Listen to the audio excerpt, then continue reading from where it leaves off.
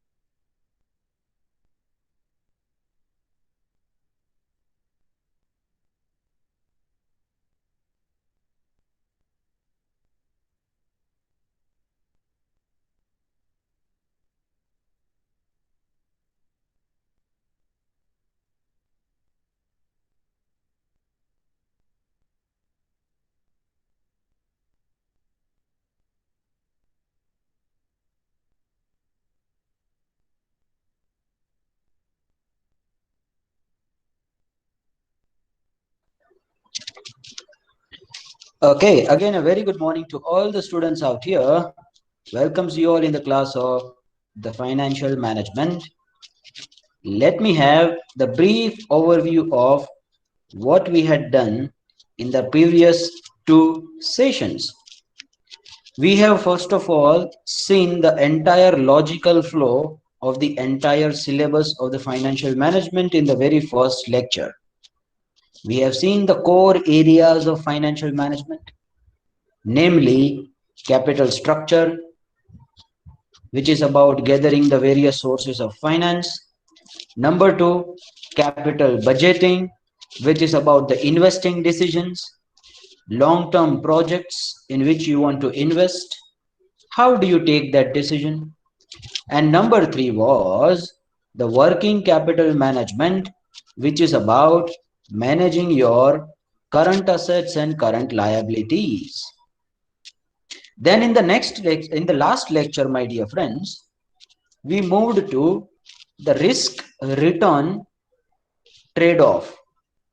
And we have come to the conclusion now that, sir, higher the risk we take, higher will always be the chances of return.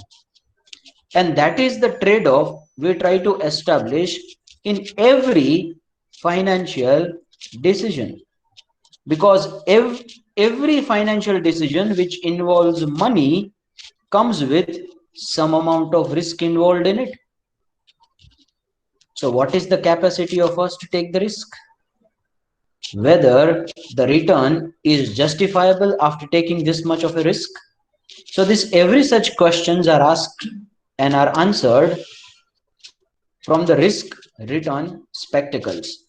So that's what we have seen in the last session. I've also given you quite a few examples that how you try to evaluate the risk. So specifically, if it is about the shares, then how do you try to see that which shares are more risky, which shares are less risky? So we have seen the two parameters. One was the sensitivity, another one was the volatility. We have seen this much of a things in these two lectures. Now I want to take you through the objective of the financial management. Sir, we do such a long exercises, we do so much of hardships, we take so much of efforts for managing our money well. What should be the ultimate objective of any company to do such things? What should be the ultimate objective of the financial management from the business organization perspective? May I have the answers from the students? Let's end the interaction. What can be the ultimate objective of the financial management? Try to think about it. Let me know your opinions about it. What do you say? Why we are doing such kind of a financial management?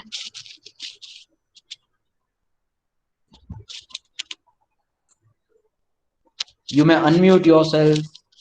You can also put the answers through the chat box. There is absolutely nothing to be worried about.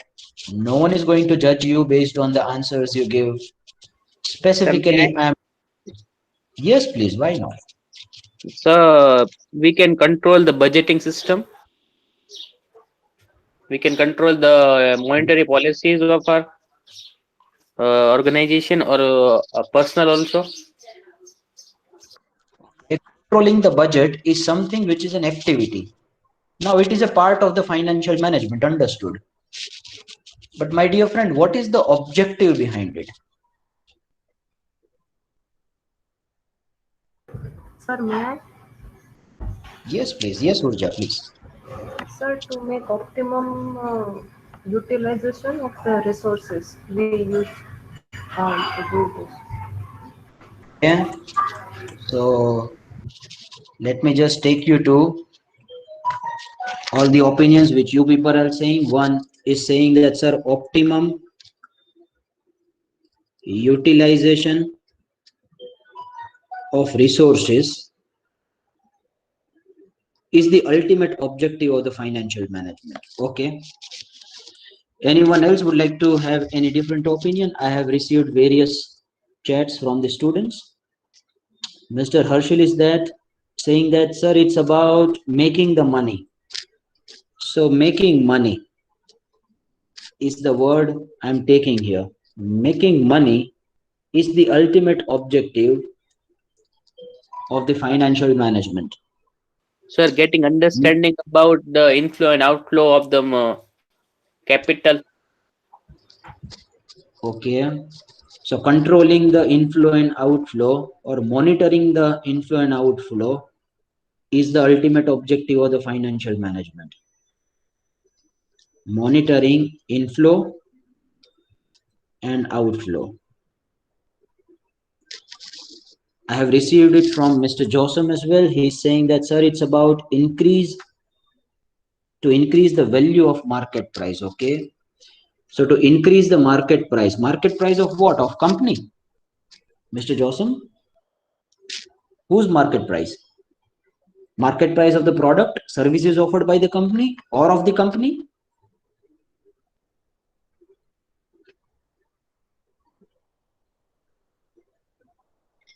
Of the product. Okay. Market price of the product. So that's basically about if you increase your market price of the product, you earn the greater revenue, right? You earn the greater amount of sales. And because you earn the greater amount of sales, the ultimate effect is on the profit. So your point is reaching towards increase of profits. So I can say profit maximization. Okay, then someone is saying that, sir, measuring the company performance. Okay. Dolly is saying that how to use our money. So it's the ultimate objective. Using the money is the objective of financial management. Let me write it. So I can write it like, optimum utilization of the money.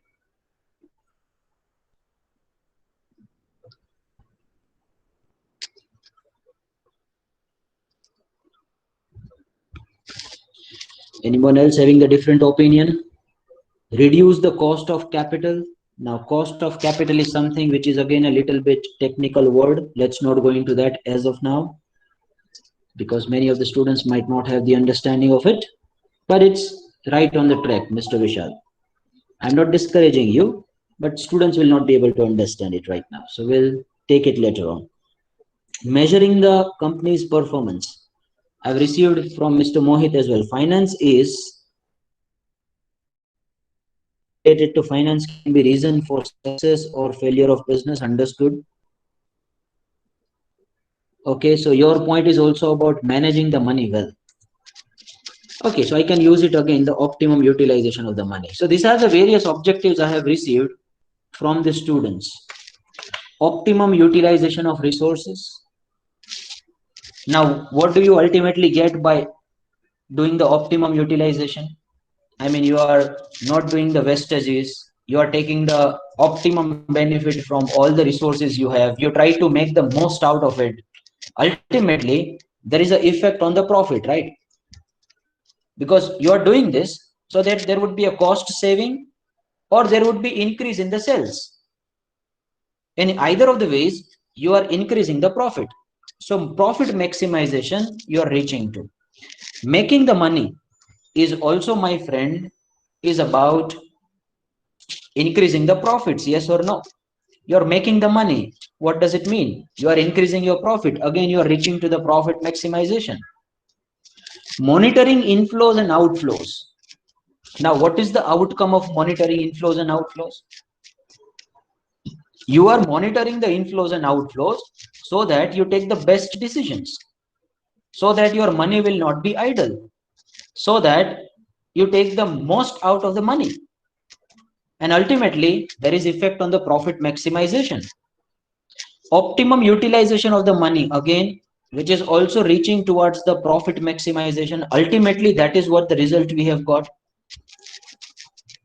Now, I am putting one more word in front of you. So everyone is right now focusing more towards the profit maximization. Now the way of the profit maximization can be anything. As it is stated by Mr. Johnson that, sir, we should try to increase the market price of the product. Then ultimately, if you increase the market price of the product, you get the better profits. So everyone is ultimately eventually reaching to a one conclusion of profit maximization. Let me put one more word, which is wealth maximization. Now, do you understand the difference between the profit and wealth? Do you feel that there is a difference between these two words? And if there is a difference, then what is that difference? Try to guess it. Let's have the interaction. Let's not make this class a monotonous one, where I am just speaking and you people are the passive audience. No. Let's have the interaction. What could be the difference between the two? And if you feel that there is no difference between the two, then also state that, sir, both are the same. May I have again the interaction from the students, please? Okay, Mr. Vishal is saying that, sir, wealth means the assets of the firm. Okay. Wealth for long term in terms of finance, stated by Mr. Dhaval. Okay. So wealth is something which is long term in nature. Still, the answers are partially correct. I want the better answers. If you can try it. Ms. Darshita is saying that profit is short term in rupees, while wealth is the increase in assets or properties. Okay. Nice to see. That's reaching somewhere near to the ultimate answer. So wealth means it is the accumulation of the profits, right? How do you measure the wealth, first of all? That how much properties and funds you have. That's your wealth of any company. Now, to increase the properties and the surplus funds you have is something about the wealth maximization. Profit is something which is a periodic in nature, applicable to a one accounting period. Profit is something which is more of the accounting term. It is not the finance term. In finance, you would observe that cash inflow and cash outflow are taken into account while calculating the sums. Profits are hardly been considered. I'll come to that point in some time to come. But profit is more sort of the accounting in nature. थोड़ा सा accounting के साथ profit का relation है. हम कहते हैं कि profit बढ़ गया, तो profit कहाँ का बढ़ गया? Profit can be quarterly profit, it can be 6 monthly profit, or a daily profit, or a yearly profit. What after that? Say your objective was to increase the profit in 1 year. Understood. You have got that profit. What after that? Is your objective satisfied? Now you will be closing. बाबा tata bye bye see you. अब धंधा नहीं करना है. मेरा तो objective हो गया. प्रॉफिट मैक्सिमाइज करना था, हो गया. अब क्या? What next? Okay, let me take the reviews of other students here. Profit leads to wealth creation. Okay, profit slowly and steadily. If you add on the profits, the wealth increases. Fine.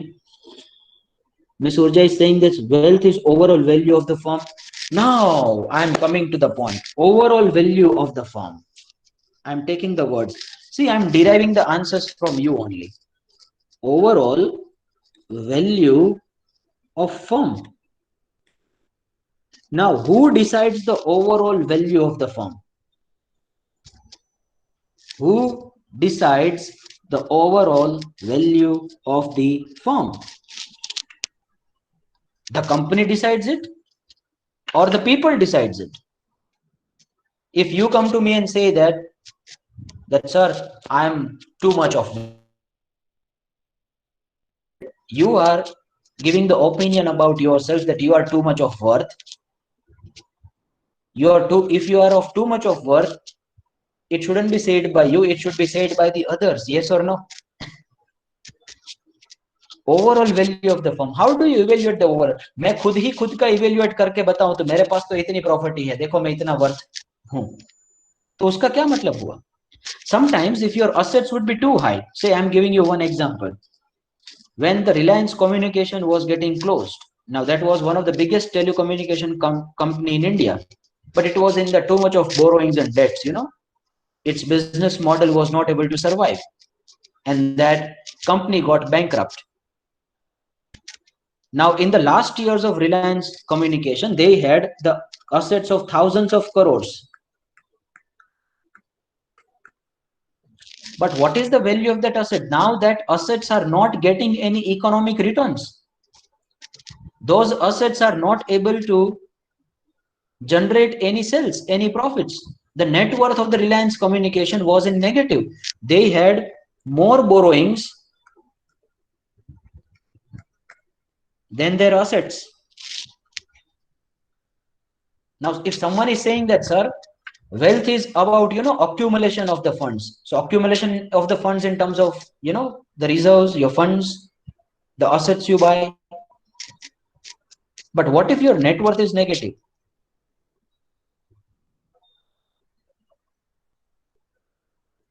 Borrowing is too much. You are supposed to give too much of money to the other people.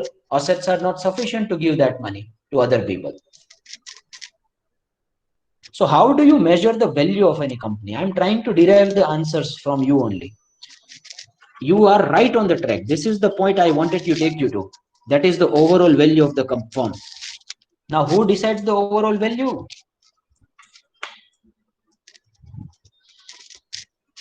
Okay. Now you are coming to the point. Absolutely. Now you are coming to the point. Mr. Vishal as well as Ms. Darshita. Mr. Hardik. Good.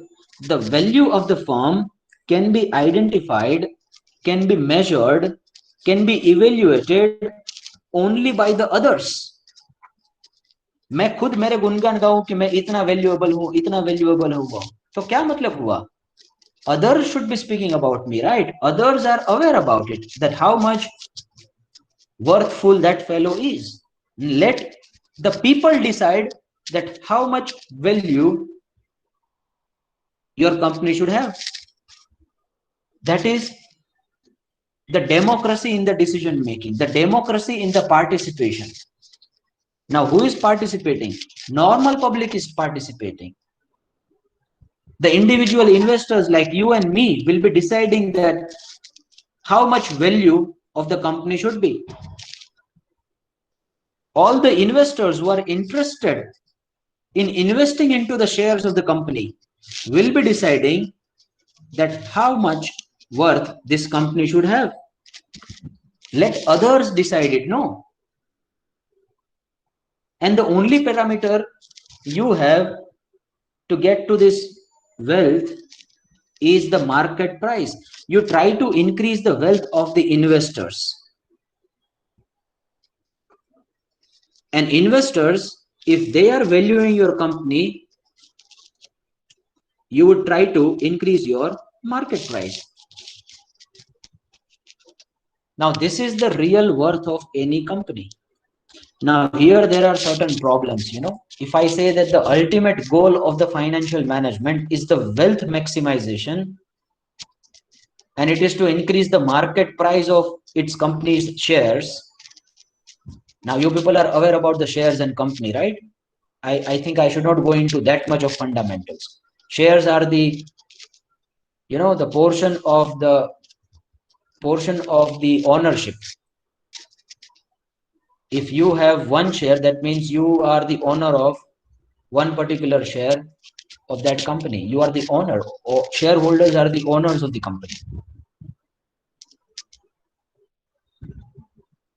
Now, some people would be like that, sir, if we increase our profit, obviously the market price would increase. Yes or no?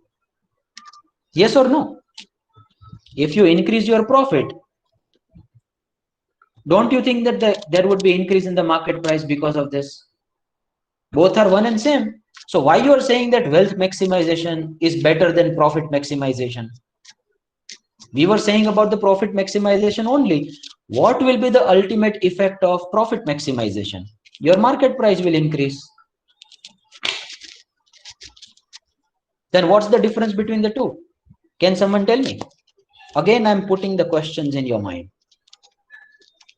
I'm still right on the point. I'm telling it to you that still the market price increase is the best objective any company can have. I'm still telling you not to follow the profit maximization. Why?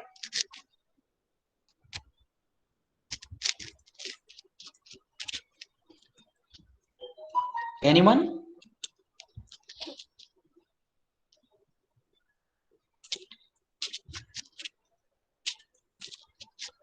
Profit will have the effect on market price. Understood. I am agreeing to that point. Then why still market price increase is still the best objective?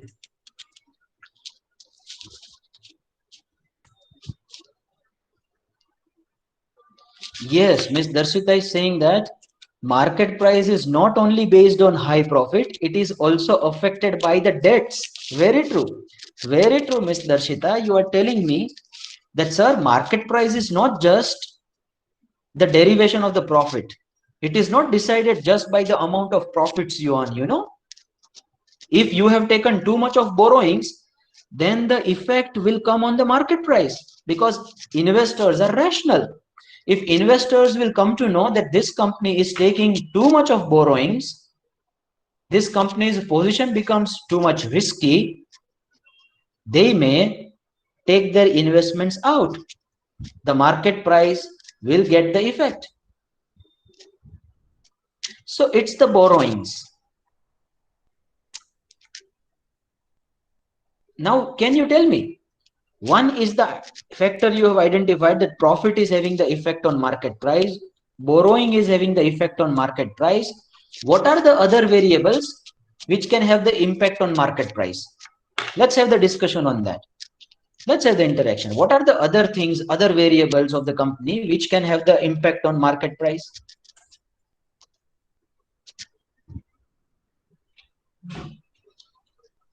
Leverage effect has been taken into account. Leverage mane ke you take too much of obligations. Let's not go very technically. Leverage is a technical word actually, but if you just try to understand in a simple manner, no, leverage means the risk you take. So borrowings is the risk taken by you, because you will have to pay the installments on the borrowings anyhow. Equity capital is not a obligation on you, because equity capital is the permanent source of finance. They are there for the long-term life. No one will come to you and say that I want to cancel off my shares. Yes, they can sell it to other people.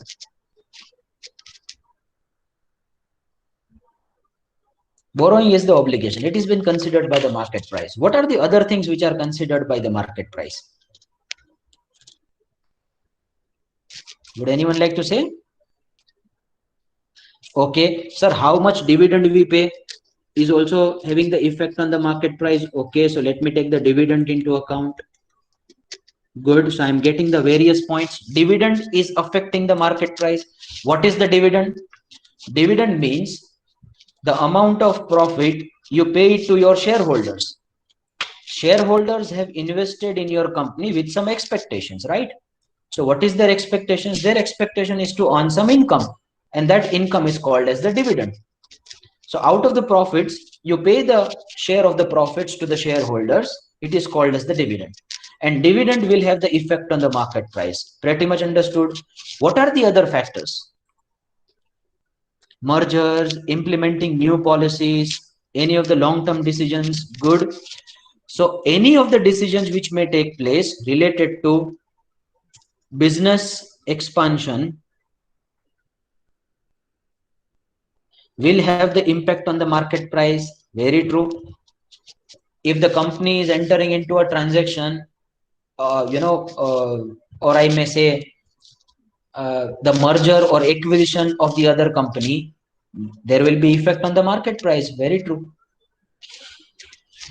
What are the other factors?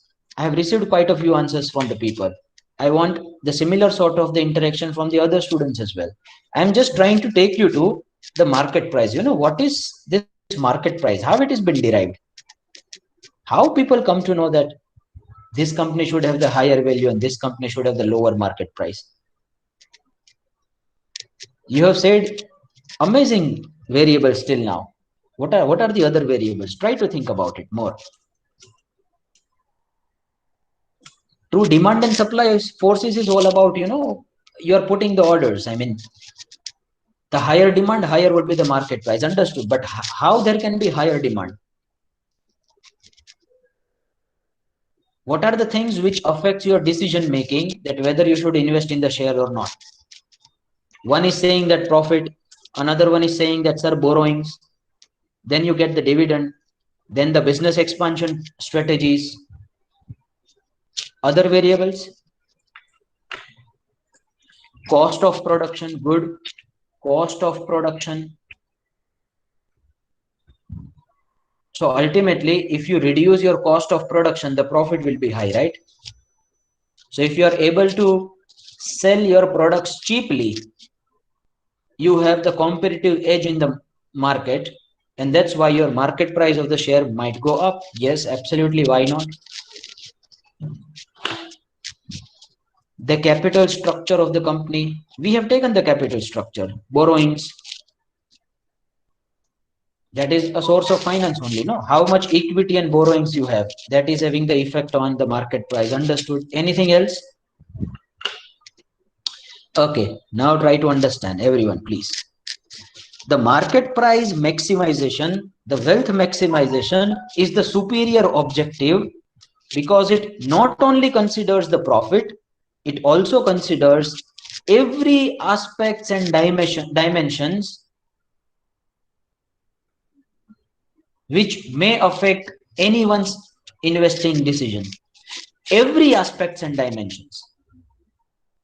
If the company is not managing its HR personnel well, if the salaried people who are working in the company are not managed well, if the companies are firing off the staff, there will be effect on the market price. Yes or no? Because people will come to know that there is something wrong happening with the company.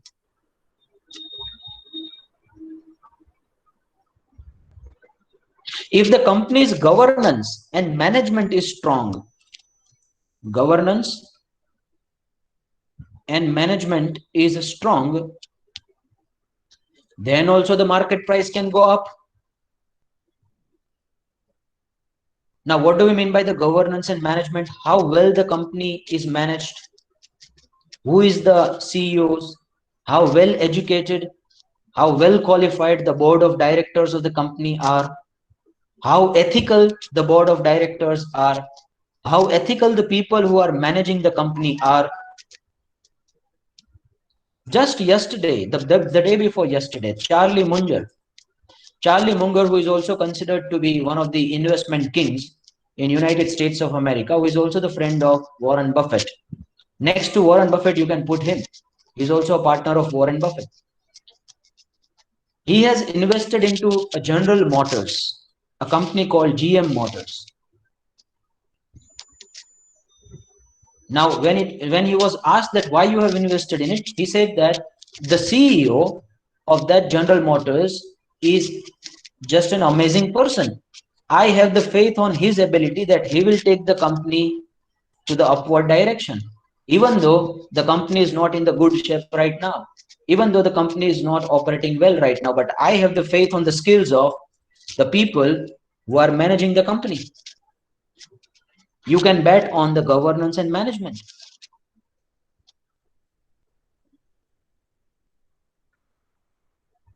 Okay, how much liquid funds the companies are having, how much funds the companies are having, that is also been considered by the market price. How much solvent the company is, considered by the market price. Do you know there was the biggest drop down in the Yes Bank came when one of the directors of the Yes Bank resigned from the company. So that was a matter related to the HR, right? Resignation, undue resignation at a wrong time was a matter related to the HR, but that had the direct impact on the market price of the Yes Bank. Just in a day, it got 10% crash because there was a speculation in the market that why the director would have resigned. There would be something wrong with that company if the director is resigning without giving any notice, and he's putting the statements that he do not want to remain in the company anymore without giving any reasons. There would be something wrong with the company. The market price got crashed.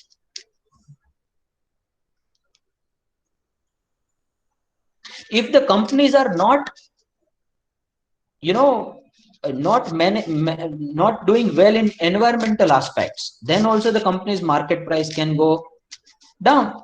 If you take some of the companies like Coal India, some of the companies which are using some traditional energy consumption sources like coal and other traditional energy, their prices are not getting the good value right now. But if you take some of the companies which are dealing in the renewable energy sector like Adani Green, Adani Power, which have the considerable portion of the renewable energy, their prices are too high. Now, what's the criteria of identifying whether the price is high or low? Please put it in the back of your mind. Everyone should be aware about it. Only the laymen speak this kind of a language. Finance students and even the students who have the even basic knowledge of finance will never speak this language, that the share which is right now available at 2000 is expensive and shares right now available at 10,000 is cheap. No, no one should speak this language. You cannot compare the price of furniture with the price of laptop. You cannot compare the price of laptop with the price of mobile phone. You cannot compare the price of headphone with the price of pen. At 10 rupees, this may still be expensive, and this 2000, this may still be cheap. So whether the stock is this cheap or expensive is not decided by the denomination. Please put it in the back of your mind. It is decided by the value they give. Some of the stocks might still not be purchasable at 10 rupees. Some of the stocks might still be purchasable at the 2000 rupees. I'm not taking you to that as of right now. Then how do you evaluate? Generally, there are various comparative analysis you do. There is something called PE ratio. I'm just giving you the basic idea about it. Try to understand. Now, what is this PE ratio? This is market price of the share divided by earning per share. So basically, whatever the profit you get after making the payment of tax, that you divide with number of shares you have. So you get the earning per share. And if you divide the market price by earning per share, you come to know about the PE ratio.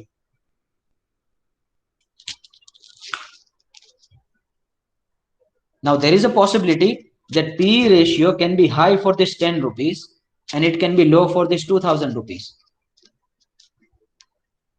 Say one company is performing amazingly well, their per share earning, per share they are doing the earning of say 200 rupees and their market price is 2000.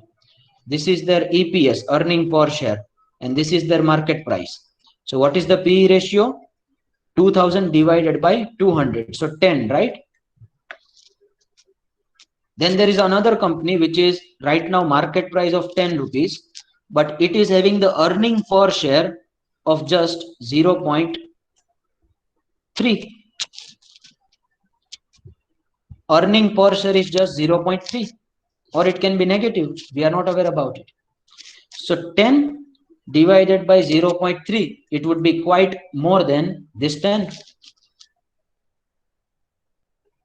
Some of the stocks are traded at the expensive rates, at the too much of PE ratio. If you take some of the stocks like Tesla, they are right now trading at too much of PE multiple. Thousands of PE multiple is there in the Tesla, which is quite higher than the normality. Generally, the PE ratios of 30 and 40s are being found in the companies, after which it is the sign of overvaluation. Because see, if the PE ratio is more, no, what does it tell you? That company is having the too much of market price, but the EPS is not that much. That's why the PE ratio can be too high. Say for example, someone's market price is 2000, but their earning is just 100. Someone's market price is 2000, but their earning per share is just 50. Their PE ratio would be 40. Now 40 PE ratio is considered to be the expensive stock, because company do not have much earning as compared to their market price. But some of the stocks are traded at too much of PE multiple. You can compare the PE multiple of Tesla. You must have heard about it, of Elon Musk. Would be trading somewhere at the Sir, PE multiple of 1000. Yes. excuse me, sir. Yes, Sir Mr. Shiraj Rishi, here. please. Sir, I want to Yes, know Rishi, what is please. PA multiple. So what is P Your voice multiple? is being cut, better. P ratio is Sir, the P P. multiple. That Okay. PE, price earning ratio. Price to earning ratio. See, this is market price and this is EPS. So price to earning ratio is called as the PE ratio. Is it clear? Yes, sir. So say is that sometimes people buy the expensive stocks because they are expecting that stock to perform in the future. See, right now the PE ratio is too high, understood, but they have the expectations that in future the company might have very good amount of earning. Their EPS would be too high in the next 2 years to come, 3 years to come. That's why Tesla stock is right now traded at too much of PE multiple, PE ratio. Even though it is expensive, they are buying it. Why? Because they are optimistic about the future. So market price also considers the future potential. So sir, market price is the combination of every factors putting together, because people are deciding the price, and that is the best way to derive the value. You cannot derive the value of anything by your own. You will have to tell people to derive the value of yours. That how much worth you are will be told by the people. So market price is something which is derived by the people on a constant basis, continuous basis, because market price is derived from demand and supply forces. Higher the demand, higher will be the price. Higher the supply, lower will be the price.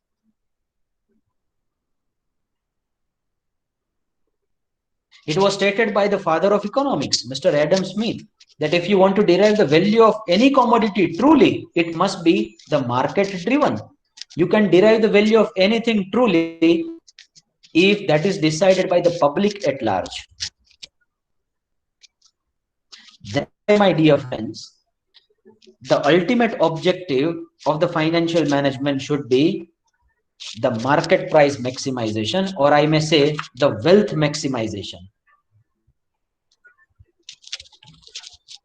Wealth means increasing the market value of the stakeholders, the owners of the company. How do you increase the market value of the owners? By increasing the market price of the share. So that's why it is the best objective, because that considers every factor into account. Even if some of the litigations, some of the lawsuits are filed against the company, the result of that lawsuit in the court of law will come after some point of time. There would be immediate effect on the market price. If you come to know that some people have filed the lawsuits against Reliance Industries Limited for some unethical practice, the judgment of that lawsuit will take place after some point of time, but the effect on market price is immediate. Yes or no?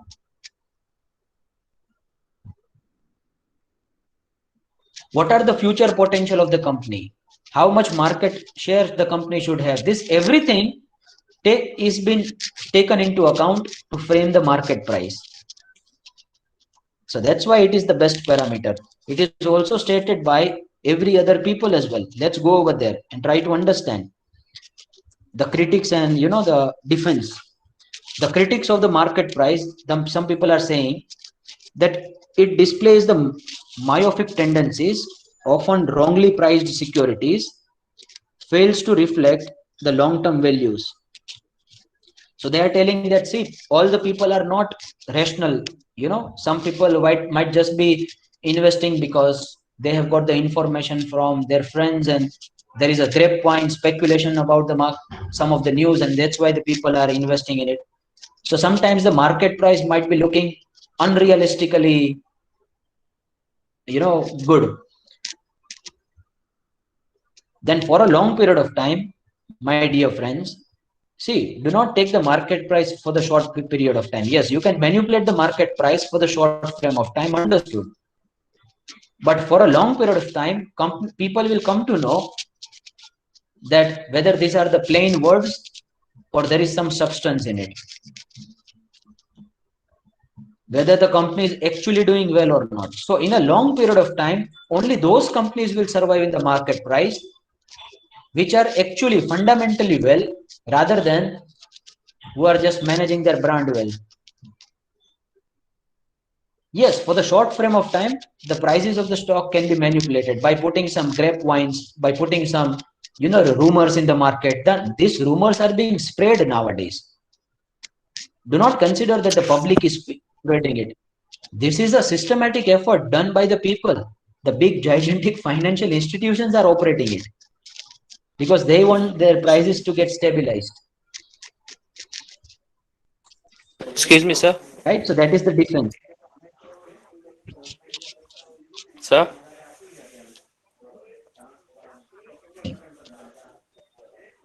sir, what is grapevine? I want to know. It's a rumor.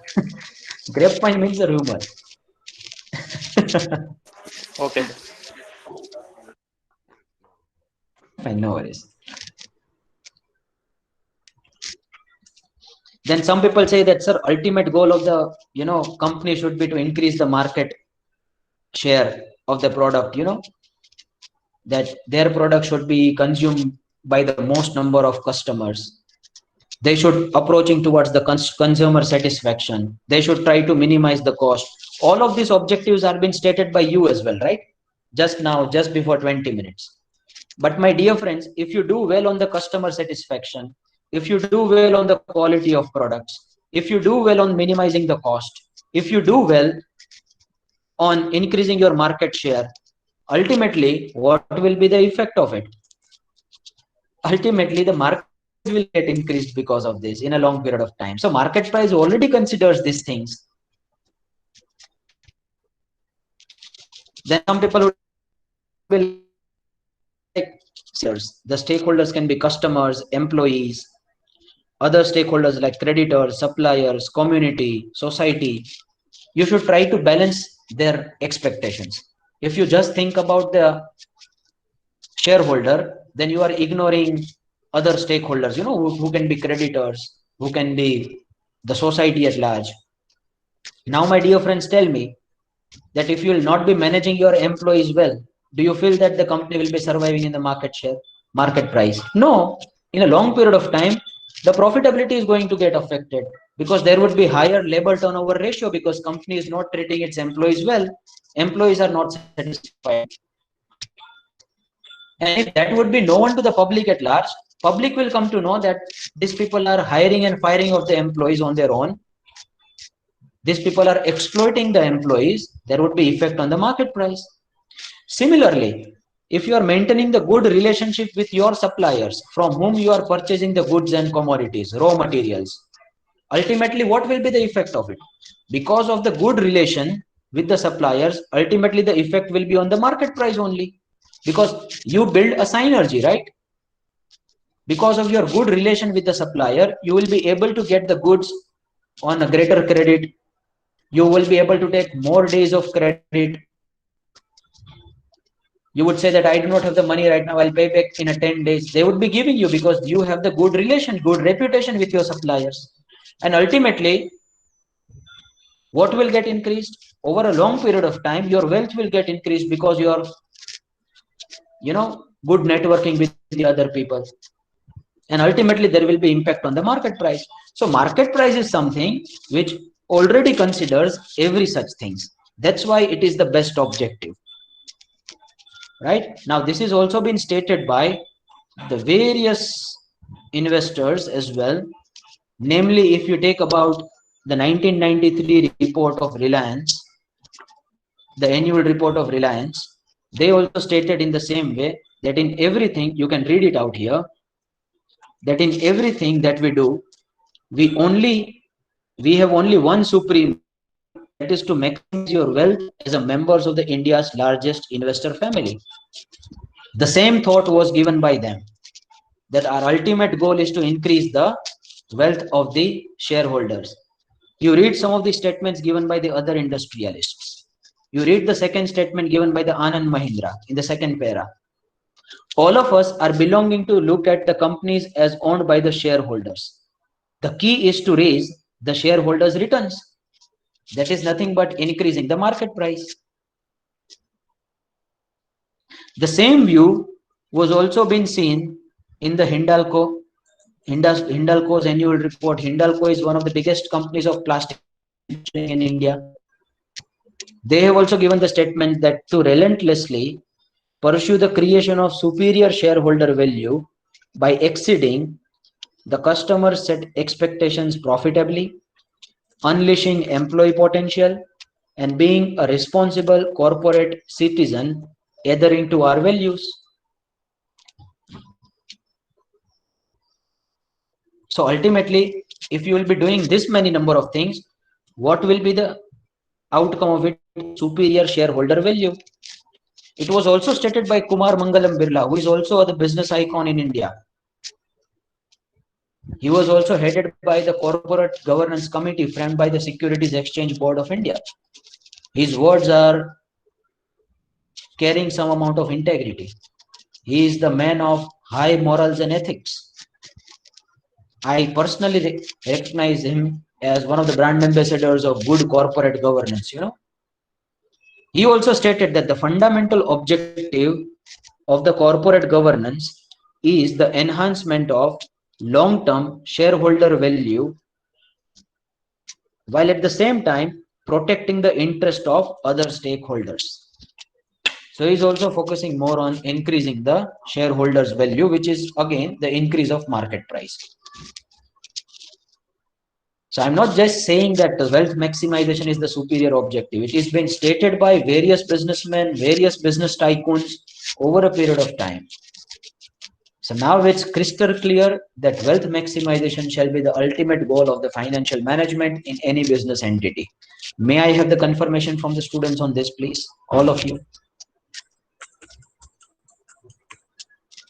We have seen the same thing from the lot of perspectives.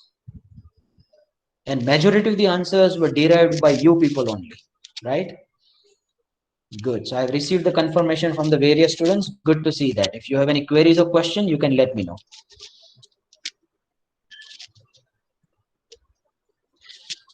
Please give your enrollment number as a mark of your attendance. That's it from my side for the day. Bye bye, take care, sayonara, enjoy the rest of the day. See you all in the next session. Do not forget to put your enrollment number, please.